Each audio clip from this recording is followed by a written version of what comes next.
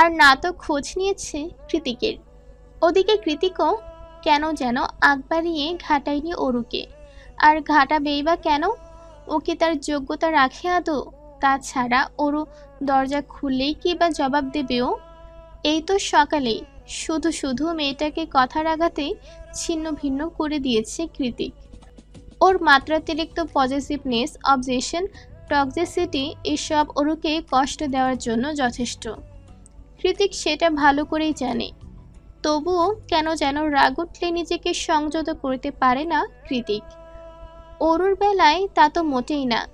তখন বারবার মনে হতে থাকে এই শরীর, এই আত্মা সব আমার, সব ওর সাথে যা ইচ্ছে তাই করতে পারি আমি। আমাকে বাধা দেওয়ার অধিকার কেউ রাখে না, স্বয়ং অরু নিজেও না। অথচ রাগ পড়ে গেলে সেসব ঘটনার জন্য ভীষণ অনুশোচনায় হৃদয়টা হাহাকার করে ওঠে কৃতিকের।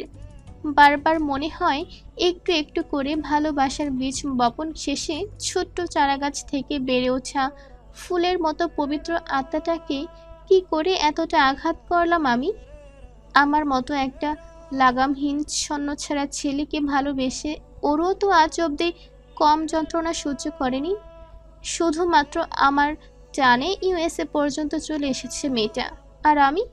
হিজিবিজি ভাবতে ভাবতে ভীষণ ক্ষোভে চিৎকার করে উঠল কৃতিক।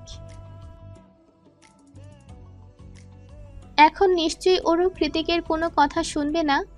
হ্যাঁ, কৃতিক পারে অরুকে জোর জবরদস্তি করতে, কিন্তু সকালের ঘটনার পরে সেটা কি আদৌ উচিত হবে? সেই ভেবেই নিজেকে সারাটা দিন গুটিয়ে রেখেছে কৃতিক। দুপুরের সময় অরুর পছন্দের বিরিয়ানি অর্ডার করে সেটাকে ড্রোনের সাহায্যে জানালা দিয়ে অরুর রুমে পাঠিয়েছে। তাও ওকে এইটুকু বিরক্ত করেনি কৃতিক। খাবারের সাথে সাথে দিয়ে দিয়েছে ছোট্ট একটা চিরকুট, যাতে লেখা, সরি হার্টবিট, আর এমন হবে না, জীবনেও না। একটু রুমে অ্যালাউ কর, তোকে অনেক আদর করব। সাথে দুঃখী দুঃখী একটা ইমোজি। তবে এই চিরকুট ফিরকুটে আজ আর মন টলল না অরুর। ও খাবারটা রেখে দিয়ে চিরকুটটা পুনরায় ফেরত পাঠিয়ে দেয় ড্রোনের সাথে। ড্রোনটা চিরকুট সমেত ফিরে আসায় কৃতিক ভেবেছিল ওর হয়তো কিছু লিখে পাঠিয়েছে। তাই তাড়াহুড়ো করে ব্যাকওয়ার্ড থেকে ড্রোনটা কুড়িয়ে চিরকুট খুলে দেখতে পায় ওর সরিটা কেটে কুটে সেখানে কতগুলো রাগী ইমোজি এঁকে দিয়েছে অরু। অগত্যাই বউয়ের কাছে ক্ষমা প্রার্থনাটা নদীতে বহমান উল্টো স্রোতের মতোই বিফলে চলে গেল জায়ান কৃতিকের। অন্ধকারের মাঝে হাই পাওয়ার চশমা দিয়েও খালি চোখে চারিদিকের কোনো কিছুই দেখার উপায় নেই। অথচ এই নিকষ আধারের মাঝেও সায়রের দুঃখী দুঃখী মুখখানা স্পষ্ট দেখতে পাচ্ছে অর্ণব। খানিক বাদেই ফোঁস করে দীর্ঘশ্বাস ছাড়ছে সে। ঘটনাটা 1 কিংবা 2 মিনিট ধরে চলমান নয়। সেই যে পাহাড়ের চূড়ায় এসে তিনজন মিলে বসেছে, তখন থেকেই চারিদিকে নীরবতা বিরাজমান।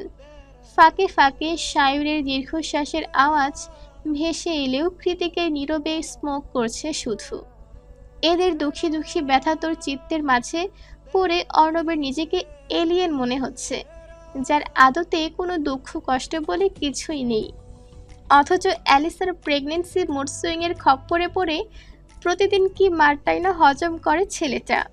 সে কথা না হয় অজানাই থাক, আপাতত শায়রের এই দীর্ঘশ্বাস মেনে নেওয়া যাচ্ছে না মোটেই। ওকে থামাতে হবে। তাই কিছুটা বিরক্ত হয়ে অর্ণব বলে ওঠে, কি হয়েছে বলতো? এভাবে নিঃশ্বাস পড়াতে থাকলে হায়াতার আগেই মরে যাবি তুই। তৎক্ষণাৎ শায়র খেকিয়ে উঠে বলল, তোদের মতো হাড়বজ্জাত বন্ধু থাকার চেয়ে মরে যাওয়া অনেক ভালো। শালা কি খাইয়ে পাঠালি কাল রাতে, কিছুই মনে নেই। সকালে উঠে দেখি বউ আমার রেগে বোম হয়ে আছে। অর্ণব কপাল কুঁচকে বলল, চুমু কি খেয়েছিলি নাকি খাসনি? রাগটাগ করেছে কেন সেটা নিশ্চয়ই জানিস। শায়র মুখ কাচুমাচু করে বলল, আমার কিছুই মনে নেই। আর নীলিমা তো কথাই বলছে না। ব্রেকফাস্টে পোড়া রুটি খেতে দিয়েছে, তাও একটা। শায়রের কথার পাশে অর্ণব মিনমিনিয়ে অসহায় সুরে বলল, তোর বউ তো তবু খেতে দেয়, আর আমার বউ সকালে উঠে ক্যারাটে প্র্যাকটিস করতে চলে যায়। কিছু বললি?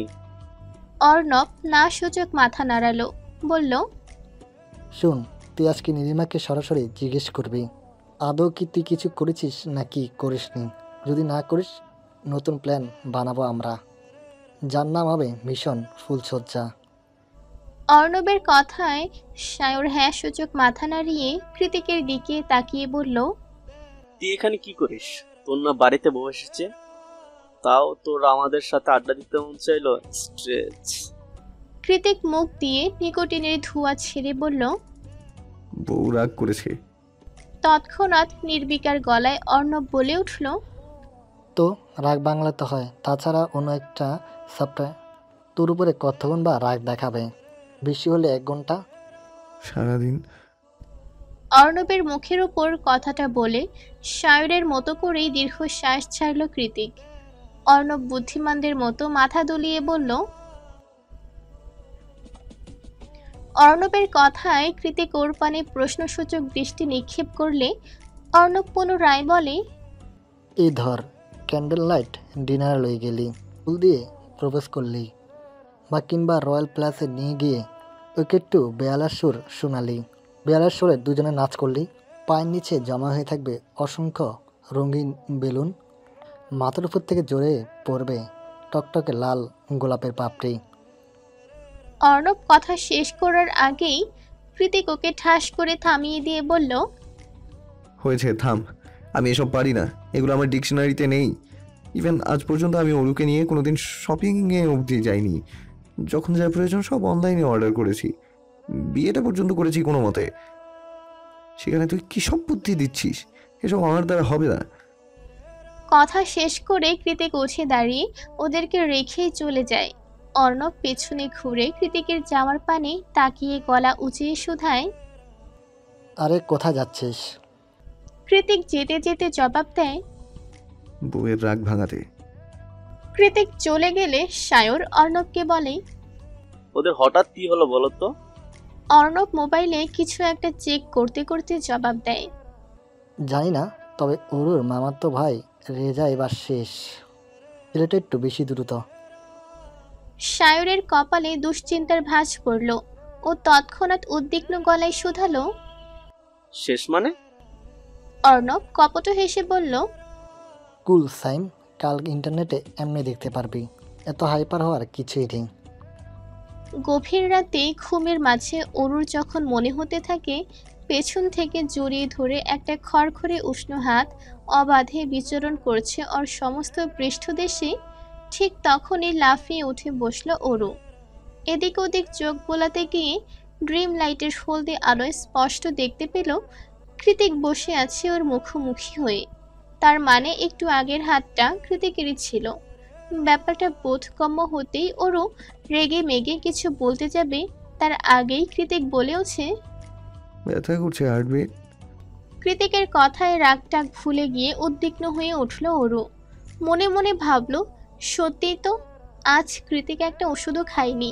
কি করে বা খাবে? ওষুধ তো সব বেডরুমে ছিল, আর ওরও তো রাগের চোটে দরজায় খোলেনি বেডরুমের। কৃতিকের ব্যথার কথা শুনে অনুশোচনা হতে লাগলো অরুর মনে। ও তৎক্ষণাৎ কৃতিকের বাজকাট সূচালো চুলগুলোতে হাত বুলিয়ে করুণ স্বরে বলে ওঠে, মাথায় কি বেশি ব্যথা করছে? কৃতিক না সূচক মাথা নাড়িয়ে অরুর হাতটা নিজ বুকের বাম পাশে রেখে শান্ত স্বরে বলল, এখানে ব্যথা করছে। তুই ইগনোর করলে আমার হৃদয়টা ব্যথা করে অরু, খুব ব্যথা করে। মেঘলা আকাশ, বাইরে ঝড়ো হাওয়া বইছে প্রবল বেগে। মাথার উপরের পাইন গাছগুলো অন্ধকারের মাঝে উথাল পাথাল হয়ে উঠছে, যেন কোনো বিদঘুটে জন্তু জানোয়ার। ঘুণক্ষরেও ফুল বসত সেদিকে একবার চোখ চলে গেলে মনে হয় এখনই ছুটে এসে বিশাল হাত তুলে থাবা বসাবে ঘাড়ে, শুষে নেবে শরীরের শেষ রক্তবিন্দু। দেখলে কেমন ভয়ে শির দাঁড়াবে, নেমে আসে হিমধারা শীতল স্রোত। এমন একটা গা ছমছমে পরিবেশেও নিদারুণ ভঙ্গিমায় বেলকনিতে বসে আছে নীলিমা। ওর কোনো হেলদোল নেই এই দমকা বাতাসে, যেন এক নির্জীব আত্মা। খুলে রাখা রেশমের মতো চুলগুলো সেভাবেই উড়ছে এলোমেলো হয়ে। নীলিমাকে উদাসীন দেখাচ্ছে। সেই সন্ধে থেকেই কি যেন অযাচিত ভাবনায় বুঁদ হয়ে আছে মেয়েটা। মনের মাঝে চলছে হাজারো জটিল সমীকরণ, যা ওর একান্ত নিজের। সমীকরণের সমাধান যে নীলিমার অজানা তেমনটা নয়। ও তো স্রেফ নিজের যোগ্যতা আর অপরিণামদর্শিতা নিয়ে দ্বিধাদ্বন্দ্বের মধ্যে আটকে আছে। তবুও আজ মন বলছে এবার একটা সমাধান প্রয়োজন, সত্যিই প্রয়োজন। সায়রের মতো এমন একটা সজীব হৃদয়ের পুরুষের সাথে ঘর বাঁধতে হলে আরও আগে প্রয়োজন। সায়রের নাম নিতে না নিতেই রুমে এসে হাজির হলো সায়র। কাঁধে তার ছোট্ট ব্যাকপ্যাক। মনে হয় শুট ছিল আজ। সায়রের উপস্থিতি টের পেয়ে নীলিমা পেছনে ঘাড় ঘোরালে সায়র একটা ক্লান্ত মাখা হাসি নিক্ষেপ করল নীলিমার পানে। নীলিমা সেভাবেই নিষ্প্রভ চোখে তাকিয়ে রইল শুধু। সায়র ব্যালকনির দিকে 2 কদম এগিয়ে এসে নীলিমাকে বলল, রান্না করেছো কিছু নাকি আমি করব? ওয়েল, সায়রের এই কথাটা নীলিমার কাছে নতুন কিছু নয়। কারণ গত 2 মাসে নীলিমা হাতে গোনা কয়েকদিন রান্না করলেও বেশিরভাগ সময়ই রান্নাবান্নাটা সায়র নিজেই করে। যখন সময়ের অভাবে করতে পারে না, তখন বাইরে থেকে খাবার অর্ডার দিয়ে দেয়। তবুও রান্নাবান্নার জন্য নীলিমাকে হুকুম করে না কখনো। সায়রের কথার পাছে নীলিমা জানালো, করেছি, ফ্রেশ হয়ে আসুন, খাবার বাড়ছে। পরিবেশটা কিঞ্চিত অসহনীয় আর দম বন্ধকর। কেমন যেন গুমোট ভাব প্রকাশ পাচ্ছে নীলিমার আচার আচরণে। এ যেন তীব্র ঝড়ের পূর্বাভাস। অবশ্য বাইরেও ঝড়ো হাওয়া বইছে খুব। তাই বেশি কথা না বাড়িয়ে ফ্রেশ হওয়ার উদ্দেশ্যে জলদি ওয়াশরুমে ঢুকে যায় সায়র। আর যখন বেরিয়ে আসে তখন দেখতে পায় ডাইনিংয়ে খাবার বেড়ে অপেক্ষা করছে নীলিমা। মখমলের মতো নরম বাথ টাওয়ালটা গলায় ঝুলিয়ে সায়র এগিয়ে গিয়ে খেতে বসলো চুপচাপ। সবকিছু এখনো আগের ন্যায় থমথমে। নীলিমা কেমন যেন আজকে একটু বেশি চুপচাপ। চুল ফুল খুলে অমন বারান্দায় বসেছিল। পাইন গাছের পেতনি ভর করল কিনা সেটাও ভাবনার বিষয়। সায়র ভাবল কিছুক্ষণ, অতঃপর নীরবতা ভেঙে আগ বাড়িয়ে বলে উঠল, বলছি যে নীলিমা, কোম্পানি থেকে আমার একটা বড় অ্যাপার্টমেন্ট ওঠার জন্য বলা হচ্ছে। আমার ম্যানেজারও সেখানে সর্বক্ষণ কর্মরত থাকবে। তুমি যদি বলো তো ওই অ্যাপার্টমেন্টটা আমরা শীঘ্রই ছেড়ে দেব। নীলিমা খেতে খেতে গভীর কণ্ঠে বলল, কেন, এই বাসায় কি সমস্যা? এখানেও তো আপনার ম্যানেজার আসে প্রয়োজন হলে। সায়র একটু ভেবে চিনতে শান্ত স্বরে জবাব দিল, আই নো, কিন্তু আমার কেন যেন মনে হচ্ছে এবার আমাদের এই বাসাটা থেকে অন্য কোথাও মুভ করা দরকার। একটা প্রপার গোছানো সংসার প্রয়োজন আমাদের। You know what I mean. নয়তো থেমে গেল সায়র। নীলিমা বেশ শান্ত স্বরে শুধালো, নয়তো কি? হয়তো আমাদের সম্পর্কটা স্বাভাবিক হচ্ছে না কিছু। আমার মনে হচ্ছে কোথাও একটা দূরত্ব থেকে যাচ্ছে, যেটা গুছিয়ে ফেলা খুব প্রয়োজন নীলিমা। আমি তোমার সাথে সারা জীবন থাকতে চাই, আর 5টা কাপালের মতো গুছিয়ে সংসার করতে চাই, বাচ্চা কাচ্চার জন্য। আবারও মাঝপথে কথা আটকে গেল সায়রের।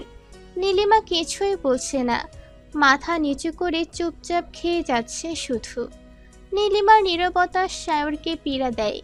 অজানা অধিকার বোধে ফুঁসে উঠে হৃদয়টা। তবুও নিজেকে যথাসম্ভব সংযুক্ত রেখে গভীর কণ্ঠে সায়র বলে, হতে পারে আমার এই পুরাতন অ্যাপার্টমেন্টটাই সেই দূরত্বের একমাত্র কারণ। নয়তো এখনো সংসার ফিলটা পাচ্ছি না কেন? কেনই বা কাছে থেকেও তুমি এত দূরে? এবার একটু বেশি বাড়াবাড়ি হয়ে গেল মনে হচ্ছে। সায়রের কথায় কোনোরূপ প্রত্যুত্তর না করেই টেবিল ছেড়ে উঠে যায় নীলিমা। ওর থমথমে চেহারা শুরুতে রাগ স্পষ্ট। নীলিমাকে চলে যেতে দেখে সায়র ওকে আবারও পিছু ডেকে বলে, সত্যি করে বলো তো, তুমি এখনো আমার উপর রাগ করে আছো তাই না? জোর করে বিয়ে করেছি বলে? না, নেই। কি নেই? আমি আপনার উপর রাগ করি নাই। নীলিমার সোজা সাপটা উত্তর। নীলিমার উত্তর শুনে সায়র একটু স্বস্তিতে চোখ বুঝল। পরক্ষণে চট করে চোখ খুলে নীলিমাকে ডেকে বলে উঠল, নীলিমা, লাস্ট করছেন? এবার দাঁড়িয়ে পড়ল নীলিমা, আস্তে করে পেছনে তাকিয়ে শুধালো, কি? কাল রাতে আমি কি না মানে তোমার সাথে কোনো অভদ্রতা? সঙ্গে সঙ্গে কঠিন